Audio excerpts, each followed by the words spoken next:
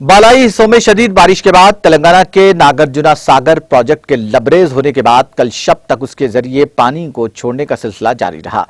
एक मर्तबा फिर पानी के बहाव को देखते हुए इस अहम प्रोजेक्ट के 8 दरवाजे खोले गए और पानी को छोड़ा गया। इस प्रोजेक्ट में 1,18,296 क्यूसेक पानी का बहाव देखा गया, जिसके बाद इसके जरिए 1,07,921 क्यूसेक पानी को छोड़ा गया है।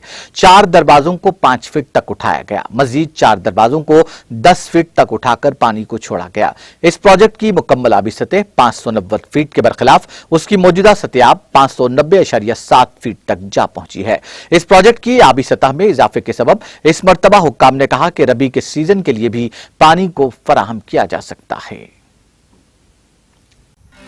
नाज़रीन, हमारे टीटीवी न्यूज़ को सब्सक्राइब करिए, बेल आइकॉन को प्रेस करिए, शेयर करिए और लाइक करना ना भूलें। और किसी एडवर्टाइजमेंट से मुताल्लिक़ जानकारी के लिए हमारे इस नंबर पर कांटेक्ट कीजिए।